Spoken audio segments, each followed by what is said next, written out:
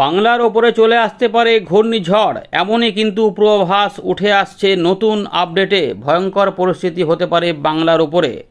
পশ্চিমবঙ্গ থেকে বাংলাদেশের উপকূলে আছড়ে পড়তে পারে একটি বড় সিস্টেম, হয় গভীর থেকে অতি গভীর নিম্নচাপ বা ঘূর্ণিঝড় রিমাল। আবহাওয়া দপ্তর ইতিমধ্যে জানাচ্ছে যে 23 তারিখ নাগাদ একটি ঘূর্ণাবর্ত তৈরি হতে পারে এবং যেটি গভীর নিম্নচাপে পরিণত হতে পারে আন্দামান সাগর এবং দক্ষিণ পূর্ব বঙ্গোপসাগর এবং সংলগ্ন পূর্ব মধ্য বঙ্গোপসাগরের আশেপাশে, এবং এটি কিন্তু উত্তর উত্তর পূর্ব দিক বরাবর প্রথম দিকে এগিয়ে যেতে পারে। তবে এটি ঘূর্ণিঝড় হবেই কিনা এই নিয়ে আবহাওয়া দপ্তর এখনও কিন্তু কোনো খোলসা করে বলেনি। সিস্টেম এখনও যেহেতু তৈরি হয়নি, তাই আবহাওয়া দপ্তর এখনই জোর দিয়ে বলছে না যে এটি কোনো ঘূর্ণিঝড় হয়ে যাবে এবং এটি পশ্চিমবঙ্গ বা বাংলাদেশে চলে আসবে বিরাট বড় ঘূর্ণিঝড় আকারে। তো ইতিমধ্যে আমরা আপডেটগুলি অবশ্যই পাবো, নিয়মিত পাবো। ইতিমধ্যে আভাসটা পাওয়া গেছে যে ঘূর্ণাবর্ত তৈরি হতে পারে। তো আমরা 23 তারিখ থেকে মোটামুটি ঘূর্ণাবর্তের আভাসটা পাচ্ছি, সেটাই আমরা এখানে দেখে নেব হচ্ছে কি না। বর্তমানে আবহাওয়া পরিস্থিতি কেমন হবে সেটা আমরা জানাবো। ঝড় বৃষ্টি কবে থেকে হবে। ইতিমধ্যে প্রচণ্ড গরম কিন্তু হয়ে গেছিলো বাংলার যে আবহাওয়া পরিস্থিতি, কারণ তাপপ্রবাহর মতো ব্যাপারটা ছিল আর কি। 40 ডিগ্রি 41 ডিগ্রি পশ্চিমের দিকে জেলাগুলিতে ছিল, সেগুলোতে এবারে পরিবর্তনটা আসবে আস্তে আস্তে। তো দেখতে পাচ্ছি 23 তারিখে নাগাদ কিন্তু দেখুন ঘূর্ণাবর্ত পরিষ্কার দেখা যাচ্ছে যে আমরা একদম দক্ষিণ বঙ্গোপসাগর সংলগ্ন পূর্ব মধ্য, এখানে দক্ষিণ পূর্ব বঙ্গোপসাগর এই এলাকার মধ্যে একটা ঘূর্ণাবর্ত তৈরি হতে পারে। এটা ECMWM মডেলে কিন্তু এমনই দেখাচ্ছে এবং 24 তারিখের দিকে সেটা শক্তি বাড়াতে পারে এবং উত্তর উত্তর পূর্ব দিক বরাবর কিন্তু ঠিক এই জায়গাতে চলে আসতে পারে। এই দিকে কিন্তু এগিয়ে যাওয়ার কথা বা সম্ভাবনা কিন্তু রয়েছে। তো মায়ানমার উপকূলের দিকে কিন্তু 25 তারিখের দিকে সেটা শক্তি বৃদ্ধি করতে করতে কিন্তু এই পূর্ব মধ্য বঙ্গোপসাগর আশপাশ ধরে কিন্তু যেতে পারে, কিন্তু মায়ানমার উপকূলে আছড়ে পড়বে তেমনটা এখানে ইঙ্গিত দিচ্ছে না। নতুন আপডেটটা কিন্তু বলছে তো কাজ দিয়ে এটা আস্তে আস্তে একটু উত্তর ভাগে যাওয়ার চেষ্টা করছে এবং 25 থেকে 26 তারিখের মধ্যে সকালের দিকে, মানে 25 তারিখ রাতের পর থেকে এটা কিন্তু প্রচণ্ড পরিমাণে শক্তিশালী হওয়ার একটা সম্ভাবনা দেখা যাচ্ছে, যেটা প্রচণ্ড গতিবেগ কিন্তু বাড়িয়ে ফেলতে পারে এবং 80 থেকে 85 কিলোমিটার পর্যন্ত এর ঝাপটা থাকতে পারে। এবং এই মুহূর্তে আমরা দেখে নেব যে এই সময়তে বায়ুর গতিবেগ কত হতে পারে। এটা কি কোনো ঘূর্ণিঝড়ের গতিবেগ পাবে? মোটামুটি দেখা যাচ্ছে যে চারদিক মাপলে ওই 60 থেকে 62 63 পর্যন্ত মাপা যাচ্ছে। 60 থেকে 62 63 বায়ুর গতিবেগ। আর একটু নিয়ে গিয়ে দেখি এখানে আরও গতিবেগ বাড়ছে কি না। পরের দিকে দেখা যাচ্ছে এটা কিন্তু আরও উত্তর উত্তর পশ্চিম দিক বরাবর পশ্চিমবঙ্গের উপকূলের দিকে যাবার চেষ্টা করছে সংলগ্ন বাংলাদেশ ধরে। এখানে আমরা মাপতে পারছি যে 64 থেকে 65 কিলোমিটার পর্যন্ত গতিবেগ এখানে মাপা যাচ্ছে। অর্থাৎ বিরাট বড় আকারের যে ঝড়ের গতিবেগ পাওয়া যায় সেটা কিন্তু পাওয়া যাচ্ছে না, 65 ম্যাক্সিমাম পাওয়া যাচ্ছে। অর্থাৎ একটা ঘূর্ণিঝড়ের যে মিনিমাম গতিবেগ সেইটুকু পর্যন্ত ম্যাক্সিমাম পাওয়া যাচ্ছে। এই যে 65 দেখতে পাচ্ছেন বাঁদিকে, তো সেই 65 শুরু থেকে আর কি। তো এইটুকু পাওয়া যাচ্ছে, তাই এটাকে এখনই ঘূর্ণিঝড় বলা যাবে না, কিন্তু গভীর থেকে অতি গভীর নিম্নচাপ এইটুকু বলা যেতেই পারে।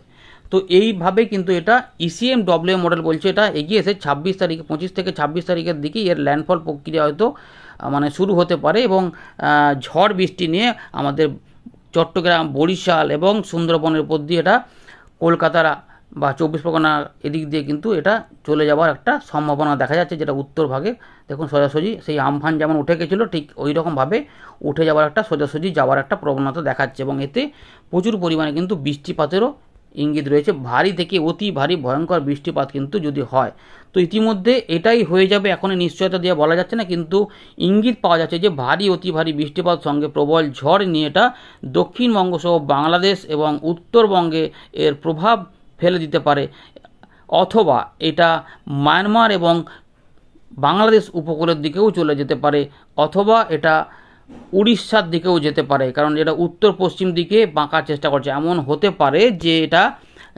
যেটা আমাদের বলার চেষ্টা করছি যে এই যে জায়গাটা যে 24 তারিখ দেখা যাচ্ছে এই জায়গাটা থেকে এই দিক বরাবর না গিয়ে ঠিক এই জায়গা থেকে যদি এটা বাঁ দিক থেকে একটু করে ঘুরতে থাকে উত্তর পশ্চিম বরাবর, এতটা ডান দিকে না গিয়ে সেক্ষেত্রে কিন্তু উড়িষ্যার উপকূলের দিকে চলে যেতে পারে। সেক্ষেত্রে পরোক্ষ প্রভাব পড়তে পারে আমাদের গাঙ্গেয় পশ্চিমবঙ্গে। কিন্তু যদি মায়ানমার এবং চট্টগ্রামের দিকে যায় তাহলে যেহেতু অনেকটা দূরে, তাই আমাদের গাঙ্গেয় পশ্চিমবঙ্গে কোনো প্রভাব সেভাবে পড়বে না, হয়তো হালকা ফুলকা টুকটাক উপকূলবর্তী এলাকাতে বৃষ্টিপাতের দাপট দেখা যেতে পারে। এটাকে আমরা একটু GFS মডেলে ফেলে দেখি, তাহলে দেখুন ঝড় এখানে কি হতে পারে। জিএফএস মডেলে কিন্তু 26 তারিখে আমাদের পশ্চিমবঙ্গে দেখাচ্ছে না, উল্টে শক্তিশালী দেখাচ্ছে। সেটা দেখুন 22 তারিখের দিকেও এখানে একই জায়গাতে কিন্তু ঘূর্ণাবর্ত তৈরি হবে বলছে, এবং এটা নিম্নচাপ থেকে গভীর নিম্নচাপে পরিণত হয়ে যাওয়া দেখাচ্ছে 23 থেকে 24 তারিখের মধ্যে। কিন্তু এটা উড়িষ্যা এবং অন্ধ্রপ্রদেশ, এই যে উত্তর অন্ধ্রপ্রদেশ এবং দক্ষিণ উড়িষ্যার কাছাকাছি চলে যাওয়ার ইঙ্গিত দেখাচ্ছে। এবং উড়িষ্যার দিকে ঠিক এই জায়গাটা, কোন জায়গাটা আছে দেখুন, ব্রহ্মাপুর, এখানে অনেকবার ঘূর্ণিঝড় কিন্তু গেছে, তো ঠিক সেই জায়গাতে ডাইরেক্ট চলে যাওয়ার কথা বলছে এবং এইখানে ঢুকে পড়তে পারে। এর পরোক্ষ প্রভাব আমাদের এখানে দমকা ঝোড়ো হাওয়া সমেত পশ্চিমবঙ্গে প্রভাব বা বাংলাদেশে প্রভাব পড়তে পারে যদি এইটা হয়। তো দুরকম এখনও পাওয়া যাচ্ছে। একটা হচ্ছে যে লাস্টের দিকে এটা কিন্তু যেটা দেখা যাচ্ছে যে উত্তর পশ্চিম দিক বরাবর এগিয়ে যেতে পারে। এইখানে কিন্তু পরিষ্কার ঘূর্ণিঝড়ের গতিবেগ পাওয়া যাচ্ছে। এখানে কিন্তু 105 থেকে 107 কিলোমিটার পর্যন্ত ঝাপটা পাওয়া যাচ্ছে, এবং এর বায়ুর গতিবেগ যেটা দেখা যাচ্ছে 65 প্লাস 91 পর্যন্ত। অর্থাৎ জিএফএস মডেল বলছে ঘূর্ণিঝড় রিমাল হতে পারে, কিন্তু ইসিএমডব্লিউ মডেল ঘূর্ণিঝড়কে অতটা এখনও জোর না দিলেও গভীর থেকে অতি গভীর নিম্নচাপের উপর কিন্তু জোর খাটিয়ে দিয়েছে। অর্থাৎ একটা সিস্টেম বঙ্গোপসাগরে আসতে পারে, যেটা 24 তারিখের মধ্যে বঙ্গোপসাগরকে উত্তাল করে দিতে পারে। তাই মৎস্যজীবীদের কাছে অবশ্যই এটা বার্তাটা পৌঁছে দেবেন যে 23 তারিখের কাছে একটা ঘূর্ণাবর্ত তৈরি হতে পারে দক্ষিণ বঙ্গোপসাগর, অর্থাৎ 24 তারিখের মধ্যে মধ্য বঙ্গোপসাগর উত্তাল হয়ে যেতে পারে। তাই মৎস্যজীবীদের হয়তো ফেরত আসার নির্দেশ দিতে পারে, যদিও এখনও দেরি আছে, এখন সিস্টেমটা তৈরি হয়নি, সেটা আবহাওয়া দপ্তর জানালে আমরা বলবো, কিন্তু একটু জাস্ট মাথায় রাখবেন। তাহলে এটা যদি হয়, তাহলে আমাদের গাঙ্গেয় পশ্চিমবঙ্গের দিকে বা বাংলার দিকে কি প্রভাব পড়বে। যদি জিএফএস মডেল অনুযায়ী এইরকমই হয়, তাহলে 23 থেকে 24 তারিখের মধ্যে উড়িষ্যার দিকে, অন্ধ্রপ্রদেশের দিকে প্রবল ঝড় বৃষ্টি শুরু হয়ে যাবে। 24 তারিখের দিকে আমাদের গাঙ্গেয় পশ্চিমবঙ্গের কিছু এলাকাতে এবং বাংলাদেশে জলীয় বাষ্প ঢোকার কারণে কিছুটা বৃষ্টিপাত হতে পারে, হালকা থেকে মাঝারি বৃষ্টিপাত বা হালকা বৃষ্টিপাত হতে পারে। প্রত্যক্ষ প্রভাবের পরে ভারী থেকে অতি ভারী বৃষ্টিপাত অন্ধ্রপ্রদেশ এবং উড়িষ্যার উপকূলে হয়। পরবর্তী ক্ষেত্রে হয়তো গাঙ্গেয় পশ্চিমবঙ্গ সহ বাংলাদেশে কিছু এলাকাতে ভারী বৃষ্টিপাত 26 তারিখের দিকে কিছু কিছু এলাকাতে হতে পারে, বাকি অংশে মেঘলা মেঘলা আকাশ এবং বিক্ষিপ্ত বৃষ্টিপাত।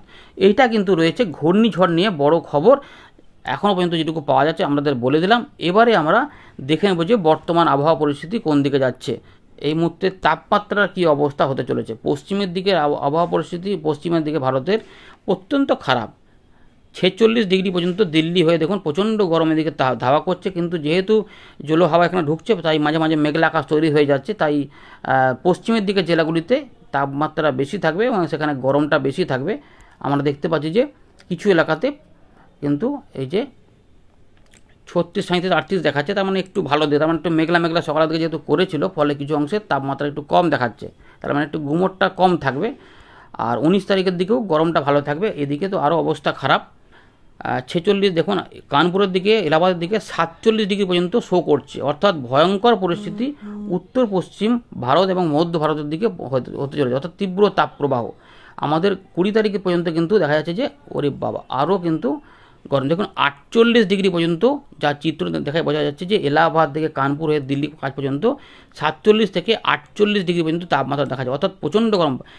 এই বায়ুটা যদি আমাদের এখানে প্রবেশ না করতো এই সময়কালের মধ্যে 20 তারিখের মধ্যে, তাহলে কিন্তু প্রচণ্ড গরমে ভুগতে হতো। কারণ এই যে মেঘলা মেঘলা ভাবগুলো হতে পারে দেখা যাচ্ছে, ফলে বেশ কিছু অংশ আমাদের বৃষ্টিপাতের সম্ভাবনা, যেটা আমাদের বলেছিলাম যে 20 তারিখের দিকে বৃষ্টিপাত হতে পারে এবং ঝড় বৃষ্টির প্রভাব হতে পারে বলেছে। যার জন্যই পশ্চিমের দিকে সকাল থেকে হয়তো গরমটা থাকবে, কিন্তু দুপুরবেলার পর থেকে কিছু অংশে আমাদের এখানে বজ্রগর্ভ মেঘ তৈরি হতে পারে এবং এখানে ঝড় বৃষ্টি হতে পারে। 20 থেকে 21 তারিখের মধ্যে কিছু অংশে বৃষ্টিপাত থাকবে। এইরকম দেখুন বজ্রগর্ভ মেঘ রয়েছে, কালবৈশাখী ঝড়ের কথা বলেছিলাম আমাদের, এই যখন বৃষ্টিপাত রয়েছে 21 তারিখ 20 তারিখের মধ্যে এই ঝড় বৃষ্টিটা হতে পারে। সেটা উত্তরবঙ্গে কিছু অংশে থাকবে, উত্তর দক্ষিণ দিনাজপুর, মালদা, তার পাশাপাশি আলিপুরদুয়ার, কোচবিহার, জলপাইগুড়ি এবং বাংলাদেশের রাজশাহী হয়ে আমাদের বীরভূম, মুর্শিদাবাদ, নদিয়া, বর্ধমান, উত্তর দক্ষিণ 24 পরগনা, কলকাতা, হাওড়া, হুগলি, এর পাশাপাশি বাঁকুড়া, পুরুলিয়ার দিকেও কিছু কিছু এলাকাতে মাঝারি ভারী বৃষ্টিপাত হতে পারে এবং বাংলাদেশের খুলনা, বরিশাল এবং ঢাকা বিভাগের কিছু অংশে বৃষ্টিপাত হতে পারে।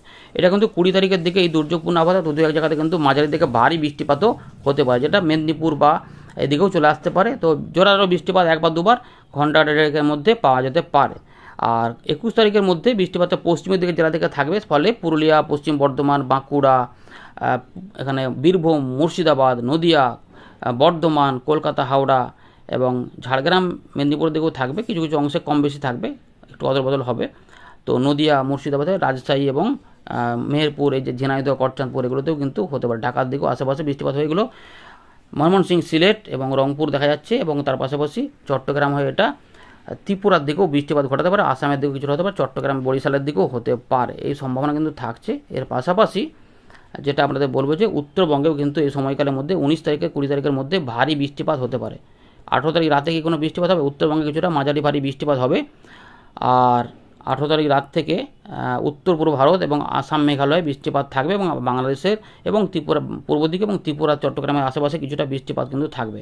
19 তারিখ রাত থেকেও কিন্তু বৃষ্টিপাত উত্তরবঙ্গে বেশি থাকবে, এবং আর উত্তর দিনাজপুর, রংপুর, তার পাশাপাশি জলপাইগুড়ি, আলিপুরদুয়ার, কোচবিহারের বিস্তীর্ণ এলাকাতে বৃষ্টিপাত থাকবে।